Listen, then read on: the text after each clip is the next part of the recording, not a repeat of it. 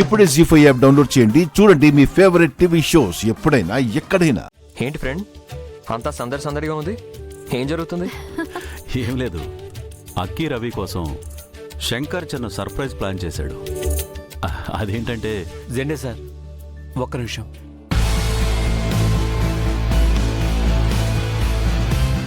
అబ్బాయి, నన్ను క్షమించు.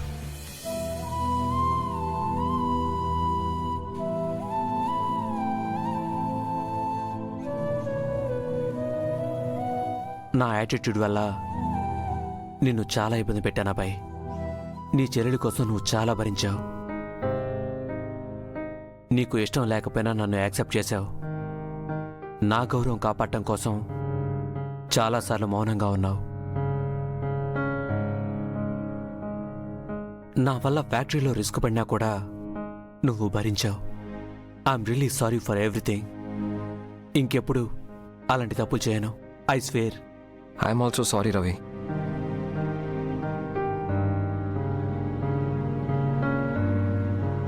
నిన్ను రవిగానే చూశాను కానీ వర్ధన్ కుటుంబం అల్లుడిగా పూర్తిగా యాక్సెప్ట్ చేయలేకపోయాను.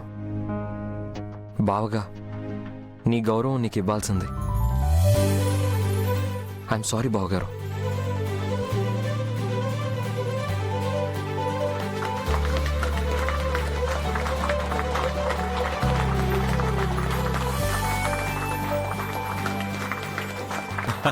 ఆహా, ఈ ఫ్రేమ్ గురించే ఇన్నాళ్ళు వెయిట్ చేసింది.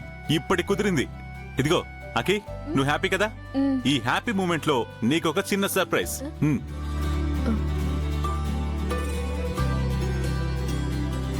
ఏంటి టికెట్స్ శంకర్ గారు? నువ్వు రవి డార్జిలింగ్ వెళ్తున్నారకి.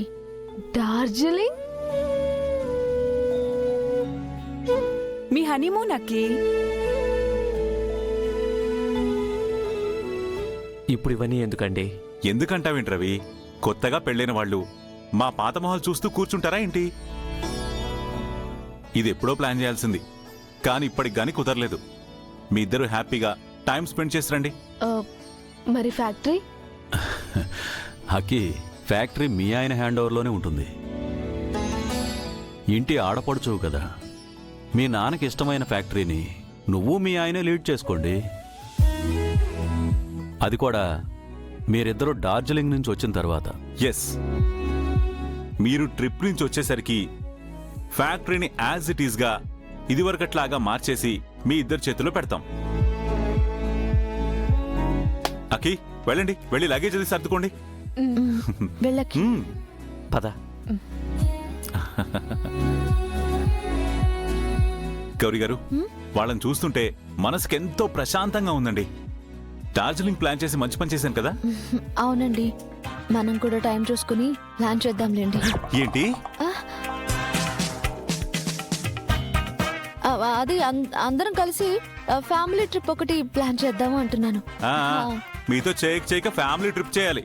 అమ్మో, కాసేపు ఇక్కడే ఉంటే నాతో టికెట్ బుక్ చేయించేస్తారు. నేను వెళ్ళిపోతాను. జీ5 యాప్ డౌన్లోడ్ చేసి అన్ని ఎపిసోడ్స్ పూర్తి ఉచితంగా చూడండి.